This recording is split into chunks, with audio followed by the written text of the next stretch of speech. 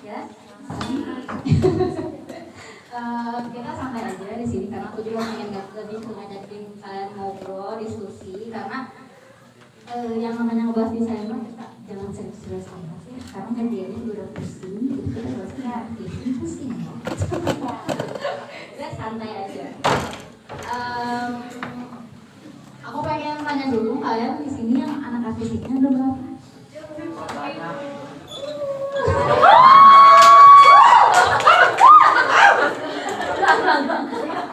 Oh Pak, itu dari dulu juga emang imut Pak sama kami. Iya aku imut. Oke, sekarang aku mau bahas dulu apa ya? Mungkin di sini meskipun anak fisiknya cuma berempat plus aku berlima, tapi menurut aku ini apa yang mau kita obrolin sekarang itu apa ya? Jadi sebuah bekal yang mungkin kalian bisa pakai karena desain itu udah bukan cuma makanannya anak artis doang, masih kayak kita bikin fits ala-ala yang lucu-lucu sambil bisa dibikin, terus juga kita mau bikin kalau misalkan kalian di panitia bikin pamflet apa kan pasti ada desainnya gitu. Dan menurut aku desain itu bukan cuma orang yang kerjanya sebagai graphic designer, tapi kita sebagai Gen Z aja gak lepas dari desain gitu ya. Makanya aku di sini kasih judulnya infografis Gen Z karena Gen Z itu sekarang apa-apa kayaknya estetik, barunya desain gitu. Kita lanjut aja.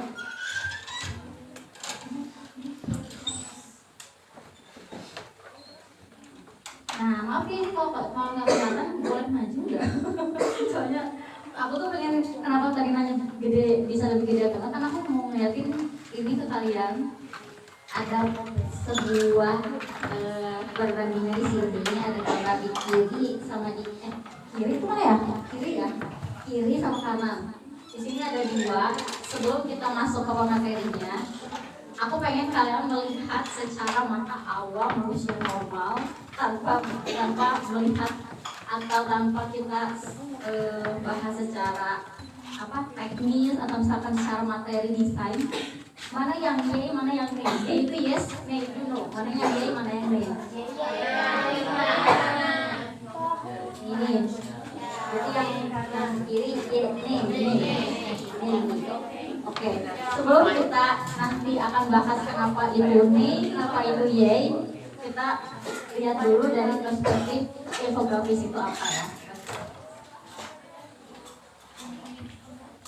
Oke, kalau misalkan kita bahas secara materi, secara teori, infografis itu kan basicnya adalah sarana untuk menyampaikan data dipadukan dengan visual. Itu udah jadi keyword ketika kita dengar infografis, berarti itu adalah outputnya bagaimana kita menampilkan data dan visual dalam satu tampilan yang menarik.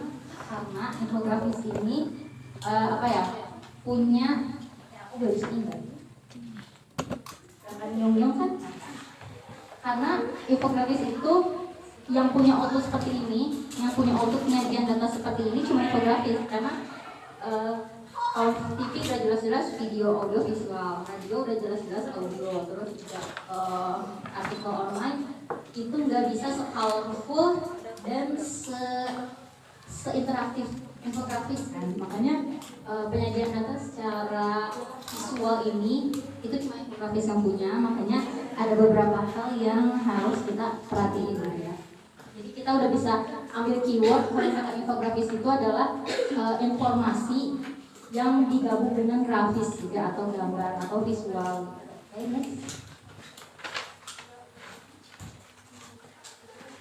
Nah, aku di sini nyebutnya adalah ada Fantastic Four, di mana ini adalah aspek-aspek supaya infografis atau sebuah desain itu bisa jadi menarik, bisa jadi pengemasannya baik. Adalah kita memperhatikan 4 aspek ini. Yang pertama ada teks itu isi atau fontnya juga, terus ada layout atau tata letak, ada warna, sama ada gambar juga. Itu udah pasti ya karena kita main visual, jadi kita memaksimalkan penggunaan gambar dalam infografis ini. Oke, kita mau bahas manajemen font. Kenapa aku sebut manajemen font? Karena penggunaan font itu lumayan tricky ya. Tricky di sini adalah kita harus bisa mungkin ini penggunaan font ini gak cuma artistik doang, tapi ya bisa jadi TV juga karena ada visual di situ.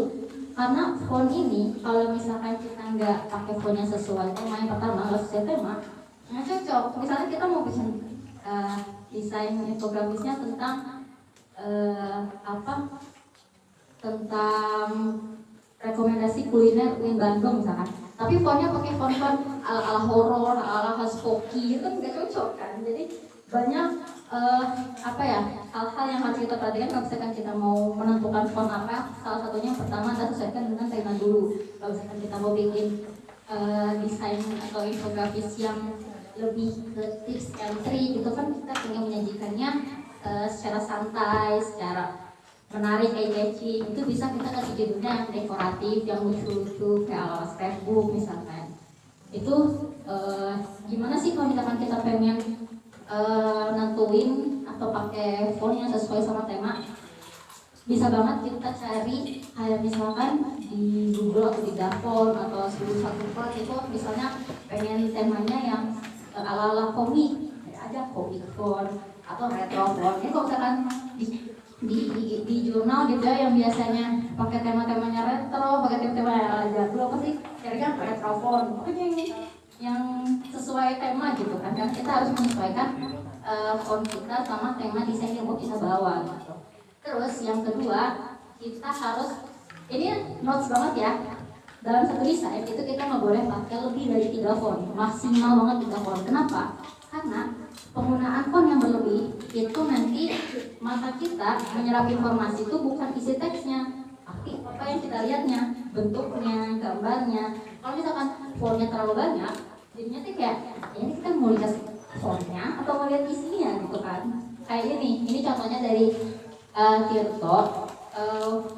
By the way, Tirto ini salah satu contoh media yang punya infografisnya itu menurut aku stylenya Gen Z banget. Jadi kalau misalkan kalian pengen bikin infografis, kalian bisa jadi Tirto ini jadi referensi gitu ya. Nah, ini dia menerapkan maksimal 3 font dalam satu slide cover. Jadi kan dia font ini yang 3 ini kan udah beda ya. Nah ini tuh udah jadi maksimal penggunaan font di sini kan. Kalau misalkan kita pakai font lain lagi misalnya dari sini, itu udah terlalu berantakan gitu jadinya. Kayak ini. Kenapa dia pakai font harapan gurunya dijadiin yang bold? Karena ini adalah highlight pointnya. Highlight pointnya adalah si harapan guru ini. Untuk menaikkan gaji yang layak itu adalah turunan dari judul ini. Tapi dia tetap pakai font yang lebar dan gede, meskipun tipis, tapi karena ini lebar, dia tetap nge-highlight dari si judul utama harapan gurunya ini. Baru ini adalah bodinya atau deskripsi dari yang di atas ini. Jadi kalau kalian mau bikin desain itu maksimal banget pakai 3 font. Kalau misalkan pakai 2 font juga nggak apa-apa. Body sama headline dibedain itu udah cukup banget. Kalau misalkan butuh dekorasi kayak gini, bikin ada 3 font itu udah maksimal banget. Jangan sampai lebih dari 3 font. Terus, yang poin penting lainnya adalah penggunaan font headline dan body itu harus beda. Headline itu harus bold, body itu harus medium. Jangan kalian taruh font yang tipis di headline, karena headline itu harus jadi teks yang pertama kita baca sebagai judul. Jadi jangan taruh yang tipis. Makanya kenapa kalau font headline atau judul itu harus pakai yang bold. Nah, jenis-jenis font juga kan ada beberapa ya. Mungkin kalian di sini semester berapa tuh? 2. Nanti kalau misalkan kalian semester berapa ada ini matkul komunikasi grafis, ini juga bakal ada pembahasan kayak gini. Jadi ada beberapa jenis font ya teman-teman. Font itu ada yang namanya serif. Serif itu font yang ujungnya ada ekornya, kayak Times New Roman, Portugas, itu kan ada ujungnya. Font serif ini memberikan kesan yang formal, yang serius. Makanya kenapa direkomendasikannya itu untuk di headline. Kenapa direkomendasikan untuk headline? Karena body untuk infografis itu bagusnya pakai sans serif. Sans serif itu, sans itu artinya 3. Jadi sans serif itu yang nggak ada ekornya, lurus kayak gini. Ini namanya font sans serif jenisnya. Nah, kenapa infografis itu bodinya disarankan pakai font yang sans serif? Karena kita pengen menyajikan visual yang lebih santai dibanding dari berita di artikel online. Kan kalau artikel online tuh mungkin rata-rata pakai fontnya yang sans serif, pakai yang serif gitu kayak Times New Roman atau Garamond gitu kan, karena memberikan kesan formal. Tapi kalau kita menjadikannya lewat infografis itu kita pengen orang itu membacanya lebih santai kan, apalagi infografis itu di postnya ditayanginnya itu di apa namanya IG biasanya kan, di Instagram gitu. Jadi kita memberikan sense membaca berita yang berbeda dari lewat infografis dibandingkan dibandingkan di web online gitu. Makanya kenapa sans serif ini direkomendasikan untuk jadi font body. Nah, script, handwritten atau teks-teks font-font yang lebih dekoratif itu sangat tidak direkomendasikan untuk masuk font body karena terlalu meliuk-liuk, terlalu teksnya, apalagi kalau misalnya kayak gini dijadiin font body kan asapnya nggak cocok gitu kan, dan lebih terlalu tebal dan juga terlalu banyak dekorasinya. Jadi sangat tidak direkomendasikan pakai script dan handwritten untuk font body gitu ya. Oh, notes juga, font sans serif ini kalau misalkan dijadiin font body itu jangan pakai yang A-nya tuh A yang kayak O, A gitu. A-nya harus A hamil gini, dia harus yang ini karena biar nggak ketuker A sama O-nya. Jadi A-nya kelihatan kan. Nah, yang kedua ada layouting. Ini yang mungkin jadi hal yang sebenarnya tuh penting, tapi orang kadang nggak karena orang asal taruh aja teks, asal taruh gambar gitu kan. Nah, sebenarnya layouting ini bisa jadi kunci kalau misalkan kita pengen menampilkan infografis yang lebih rapi tapi tetap menarik. Dan jenis-jenis layout juga ada beberapa yang bisa kalian coba di sini. Dan layout juga dalam infografis ini menjadi penentu arah baca mata kita. Kayak ini misalkan, dia pakai 3 section kayak gini, teksnya di atas, ini dibagi dua, setengah ke bawahnya itu dipakein gambar. Dan pemisahan layout ini kan kita jadi bacanya sesuai ya, kita baca judulnya dulu, baca ke sini, baru ke sini kan. Nah, jadi penggunaan layout ini jadi yang pertama bikin jadi rapi tapi tetap menarik, yang kedua menentukan arah baca mata kita, teksnya dari mana ke mana. Ini bisa kalian foto, screenshot apa pokoknya, karena ini tips-tipsnya gitu. Ini biasanya kalau misalkan isinya kayak poin-poin atau wawancara, ini layoutnya kayak gini, terus misalkan dibikin kayak gini 4, pokoknya bisa diekspor, tapi yang penting tetap komposisinya pas. Nah, selanjutnya masih bagian dari layout, ini ada hal yang jarang orang notice juga, ada yang namanya hierarki dan white space. Hierarki ini apa ya sebutannya? Lebih dimana kita mengutamakan mana yang mau jadi highlight dan mana yang jadi pendukung. Kayak misalkan ini, judulnya buat apa dan antara beli saham ojek online, itu udah jelas-jelas jadi judul. Dia nggak bagi-bagi lagi, dia taruh jadi judul yang bold sendiri, terus di bawahnya ada deskripsinya sebagai subjudul, baru ini cuma sebagai kredit di bawah ditaruh tipis aja. Tapi ini tetap jadi sebuah hierarki yang mana kita lihatnya ke sini dulu, ke sini, baru ini sebagai additional aja kan. Dan dia taruh gambar di tengah-tengah kayak gini. Nah, itu ini namanya hierarki gitu, dimana kita nggak bisa kalau misalkan kita mau naruh fontnya semua tebel, fontnya semuanya tipis, karena kita perlu yang namanya highlight point, pendukung, dan mana yang sebagai bisa disebut ekstra supaya jadi ini kelengkapnya aja gitu kan, baru kita taruh gambar di sini. Ini Tempo juga salah satu yang infografisnya bagus ya. Nah, terus selain hierarki ada yang namanya white space.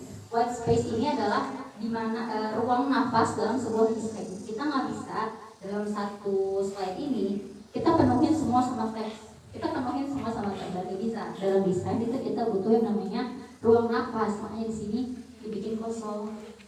ini dibikin kosong. Dibikin kosong ini bukan semata-mata si kreator desainnya punya ide, tapi memang dibikin space kosong di sini supaya desainnya nggak terasa engap dengan teks, nggak terasa engap dengan gambarnya. Ini kalau misalkan si gambarnya mau dibikin gede lagi sebenarnya masih bisa, tapi kalau misalkan bikin gede lagi, jadinya terlalu penuh, jadinya terlalu engap gitu. Bahkan mungkin kita nggak fokus sama teksnya, malah jadi fokus sama gambarnya yang gede. Jadi inilah yang namanya white space. Dan kenapa kalau misalkan kita lagi bikin desain itu selalu misalkan mau di Photoshop atau di Canva-nya itu kita bikin grid. Nah itu grid itu kenapa kita kalau misalkan mau bikin desain pertamanya harus bikin grid dulu supaya kita nggak lebih dari batas gridnya. Karena kita juga kan jangan sampai bikin desainnya sampai sini, sampai keluar layer gitu kan, keluar kanvasnya gitu. Jadi bikin grid ini adalah untuk jadi batas kita dan juga kita menentukan white space-nya dari sebelah mana gitu. Nah, warna. Aku yakin pasti menentukan warna itu jadi salah satu yang bikin susah kalau misalkan lagi bikin desain gitu ya, mau itu grafis, mau itu apapun, pasti warna tuh bikin galau gitu ya. Karena aku juga sampai sekarang masih gitu ya, kalau misalkan bikin desain, pengen pakai apa gitu ya. Nah, ada beberapa tips. Kalau misalkan kalian mau nentuin warna, yang pertama kalian kita coba ke website Colors. Colors itu dia punya banyak template palette, tapi kalian juga bisa bikin color palette. Nah, jadi bisa di-explore colors atau pakai teori color wheel. Color wheel ini atau roda warna itu, cara penentuan warnanya bisa ambil garis lurus yang berseberangan, atau dibikin letter L, atau dibikin segitiga. Kalau misalkan mau ambil warnanya 3 turunan warna, nah itu bisa dieksplor juga. Atau kalau misalkan ini terlalu teori banget gitu ya, yang gampang aja di Pinterest. Jadi kalau misalkan udah punya desain, misalnya kan udah tahu nih mau bahas, misalnya aku pengen ngebahas rekomendasi film kan butuh tampilan yang fresh, yang seger gitu ya, yang menarik. Aku pengen main colornya kuning, tapi kombinasinya sama apa ya? Jadi aja yellow color palette, nanti keluar misalkan oh ternyata kuning cocok sama krem sama biru gitu. Jadi kalau di Pinterest itu lebih gampang lebih gampang dan lebih enak karena ada contoh visualnya, contoh perpaduan warnanya yang ternyata beneran cocok gitu. Jadi kan kalau misalkan ini kita nyoba-nyoba ya, kita nyoba-nyoba warna mana yang kira-kira cocok.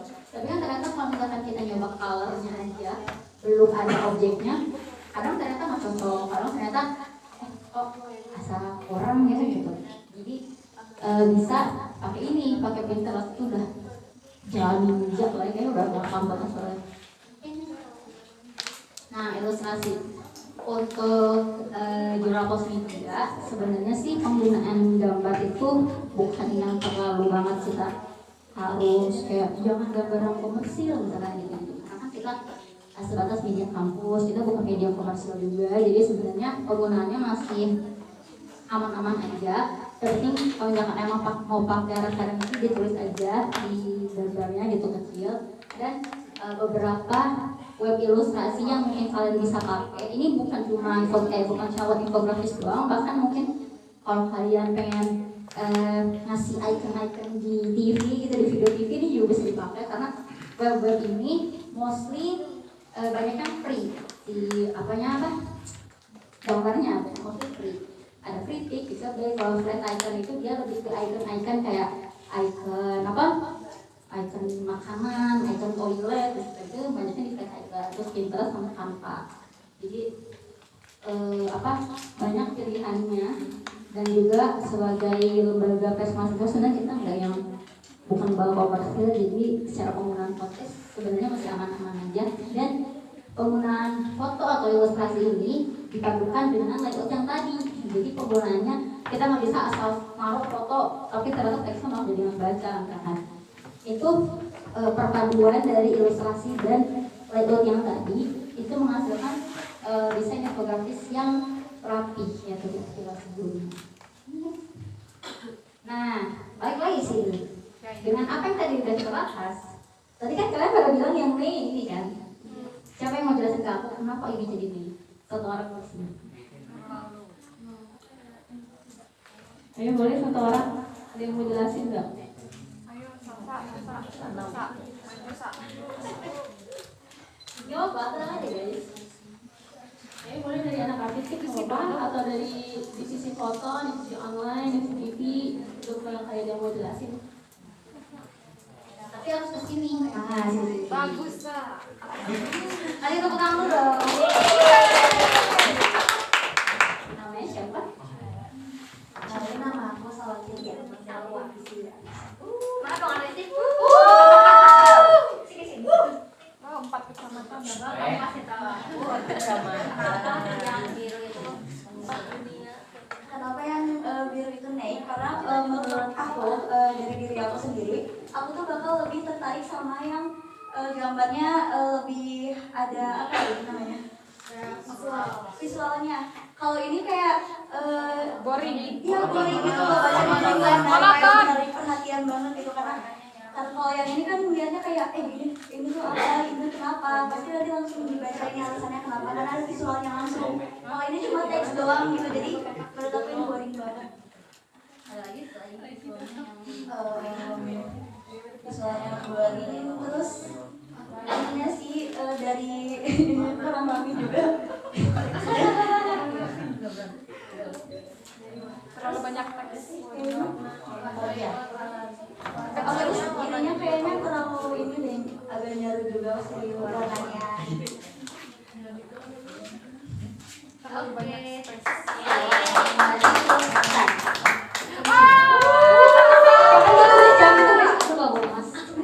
Sasa bagi-bagi.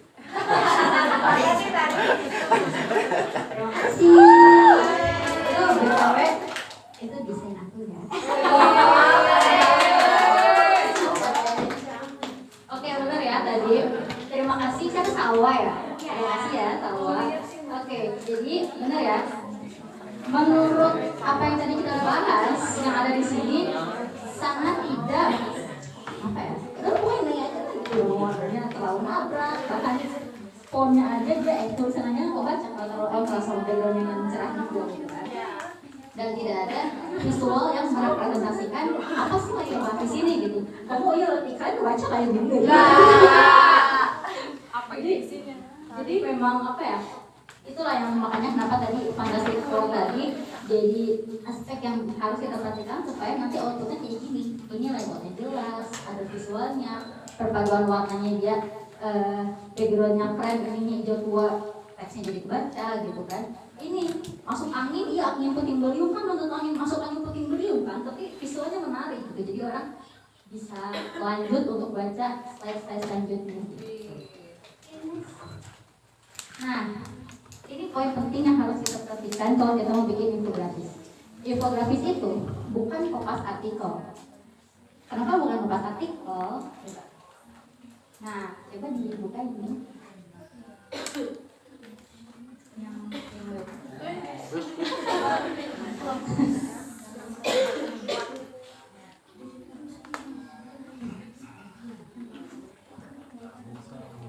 ini. Nah, ini web dari Tirto ID ke bawah.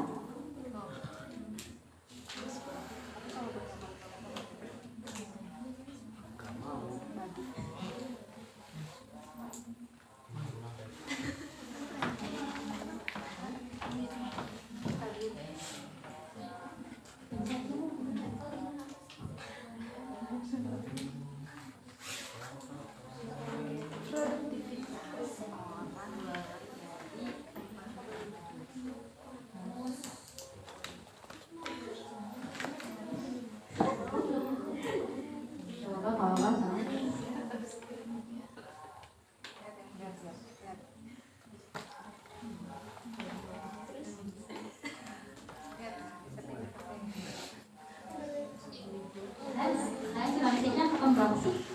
25. Oh, 25. Udah senior, mau senior. Begitu bro, begitu. Aduh. 25 baru masuk jurnal.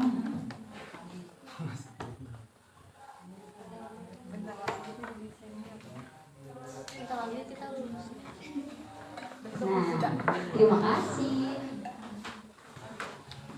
Wah, bisa dibuat lagi nggak? Di kelas aja kukinya.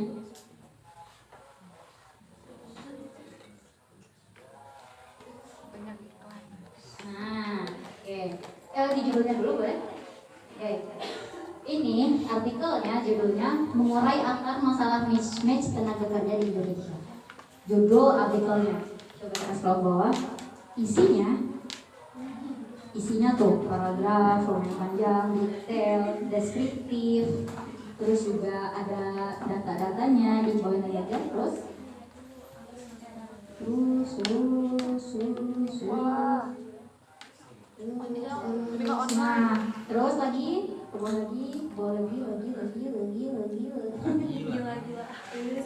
Nah, terus lagi, terus ini. Nah, ini ada data juga dalam deskripsinya. Terus lagi, maaf ya, agak ngerjain ini orang satu. Nah, kutipan-kutipan wawancara yang dibikin deskriptif. Terus lagi. Ini kalau nggak salah tuh ada ininya tuh ada kabarnya, ada yang salah tuh lupa.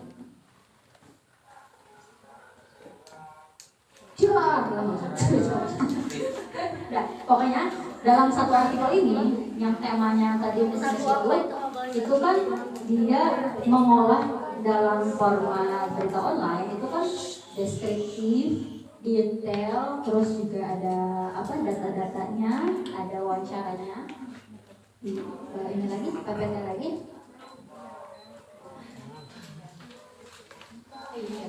Bukan. Nah, ada lagi. Maaf, ini aku akan buka-buka link soalnya bakal lihat lagi.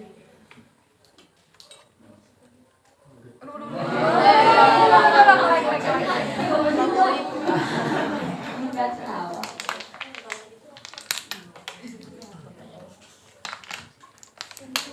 Jul. Maaf ya, aku nanti akan buka 2 link lagi setelah ini. Nah, next. Nah, artikel yang tadi panjang, yang tadi deskriptif, yang tadi isinya detail dalam infografis itu bisa dibuat sesingkat ini. Maaf yang tadi IG tuh, yang tadi Instagram ininya linknya.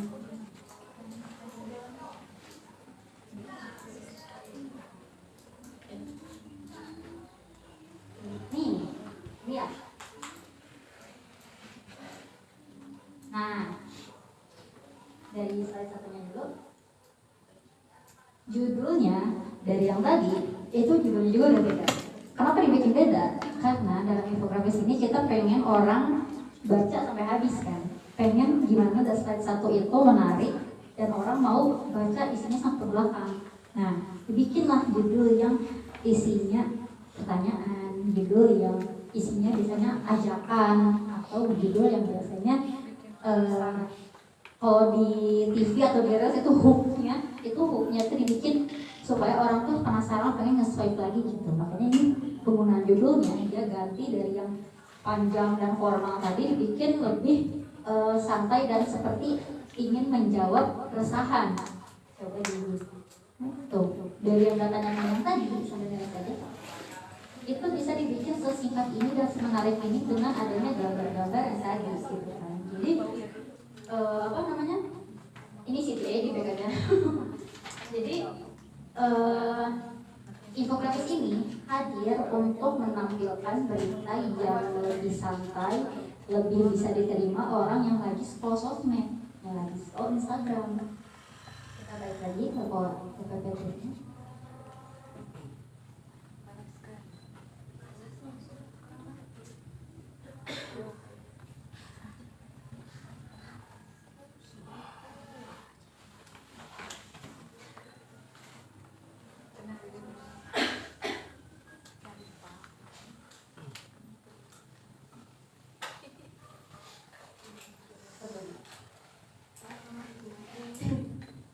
Nah, ini ya.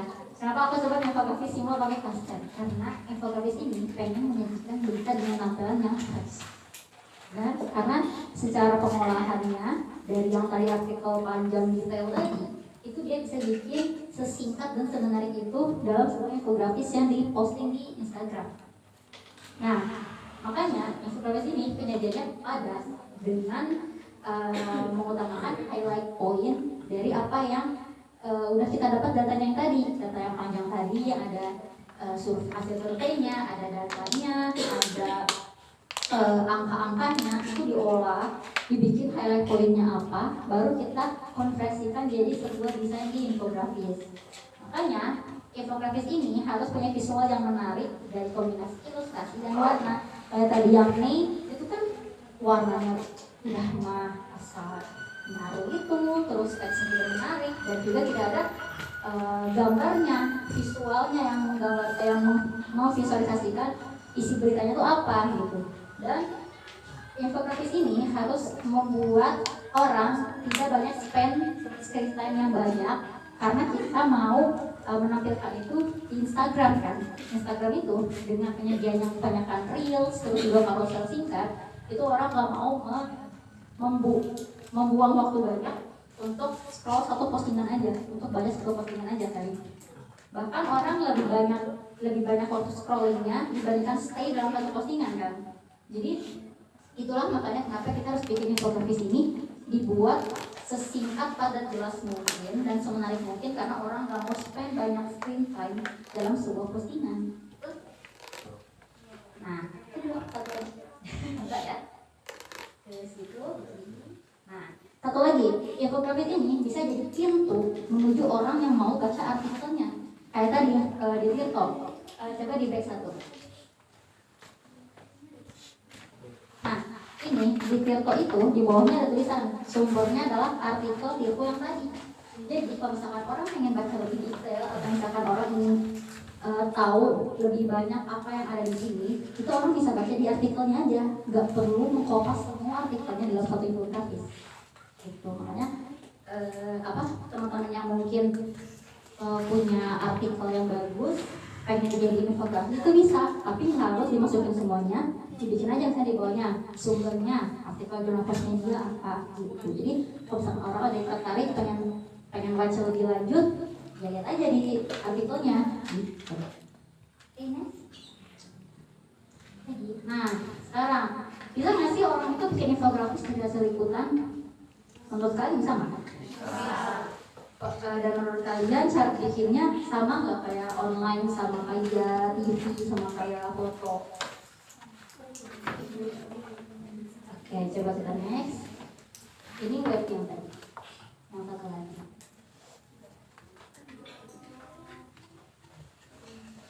Ini link terakhir. Nah ini guys, ini punya aku. Ini link artikel jurnal Perspedia yang aku tulis 2022 ini kayak 2020. Nah ini aku benar ngolah data sendiri. Jadi aku wawancara, coba di judulnya dulu. Judulnya NFT jadi peluang bagi para digital artist. NFT ini tuh for information, kayak web untuk menjual gambar ilustrasi, gambar digital gitu ya. Nah, karena aku pengen ngangkat ini, aku melakukan wawancara ke NFT artisnya yang dia berkecimpung di dunia NFT, yang dia bikin karya, yang dia menghasilkan dari menjual karya di NFT. Makanya di scrolling. Nah, di sini kan seperti layaknya artikel online kayak biasa, diawali dengan deskripsinya kayak NFT itu apa, terus juga kutipan-kutipan lainnya, dan menuju ke hasil wawancara yang tadi aku buat. Jadi aku di sini wawancara 2 orang digital artis, ada Niao sama Nunya. Ini dia punya pengalaman yang berbeda dalam berbisnis di dunia NFT. Makanya aku penasaran untuk coba cari tahu mereka kayak gimana sih gitu kan berbisnis di NFT ini dan bagaimana mulanya segala macam. Di sini aku bisa ngasih tahu orang-orang bagaimana mereka memulai dan berintis ini dari awal. Aku bisa bikin cerita dari sini, coba bisa di scroll lagi aja. Pokoknya penyajiannya kan cukup padat ya. cukup deskriptif dan panjang gitu kan. Nah, dengan adanya ini, aku juga pengen outputnya dibikin jadi infografis. Nah, kira-kira gimana hasilnya?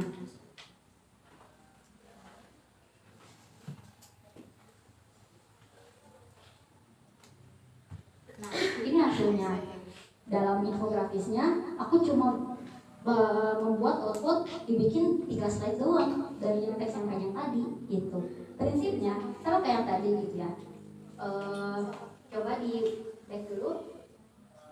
What's important? Apa sih yang penting kalau misalkan kita mau bikin atau mengolah hasil liputan kita jadi infografis? Yang pertama adalah catat highlight pointnya kayak yang tadi.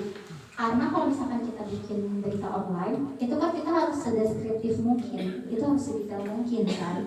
Tapi kalau kita bikin infografis, itu kita nggak bisa memasukkan semuanya kayak yang tadi aku bilang di contoh TikTok. Makanya kalau misalkan kita udah bikin nih misalnya, kan kita kalau misalkan mau mengolah data yang kita cari sendiri bukan dapat dari artikel, itu kan misalnya kita nentuin dulu narasumber, kita nentuin dulu temanya, terus juga pertanyaan apa kira-kira. Nah, dari turunan dari pertanyaan wawancara itu, kita bikin mana yang pertanyaan itu paling penting, si highlight itu apa, misalkan. Jadi kan aku judulnya NFT jadi peluang bagi para digital artis. Karena di sini kita mau bahas peluang, berarti kita pengen meng-highlight sejauh apa mereka menghasilkan dan manfaatnya buat mereka apa. Nah, itulah highlight pointnya dari wawancara yang dilakukan dari pengolahan artikel ini, gitu kan. Yang kedua, nyambung ya. Kutip wawancara yang penting yang tadi gitu ya. Jadi highlight pointnya apa, terus ambil isi wawancara yang penting-pentingnya aja, nggak harus semuanya. Terus kita bisa ubah paragraf yang tadi panjang itu dijadiin poin. Jadi nggak harus bukan wawancara tapi ya. Jadi si deskripsinya itu kita bisa ubah jadi poin karena membaca poin itu lebih cepat dibandingkan membaca paragraf kan.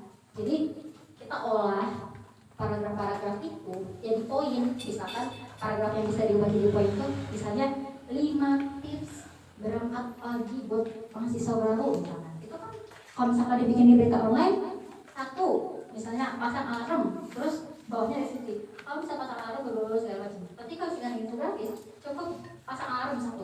Bisa kan itu doang. Gak harus pakai deskripsi panjang-panjangnya. Terus jangan lupa gambar atau pelengkap. Balik lagi, kita ini infografis memadukan data dan visual. Makanya gambar itu harus ada dalam infografis. Nggak harus setiap slide, tapi minimal harus ada 1 dari sebuah infografis yang mewakili isi dari infografisnya. Jangan ngambilnya gambar yang nggak nyambung juga. Makanya coba di next. Nih, kayak yang tadi. Nah, ini ada yang bertanya-tanya ya. Jadi ini deskripsi NFT tadi yang ada 2 paragraf itu digabung dari sini.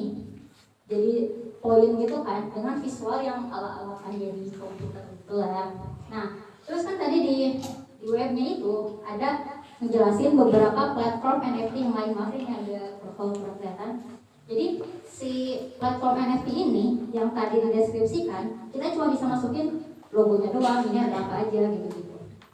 Dan ini kutipan wawancara yang tadi.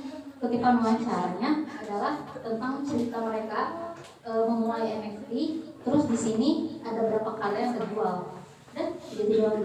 Jadi cukup untuk merepresentasikan apa yang ingin kita jelaskan tanpa membuang poin penting yang ada di artikel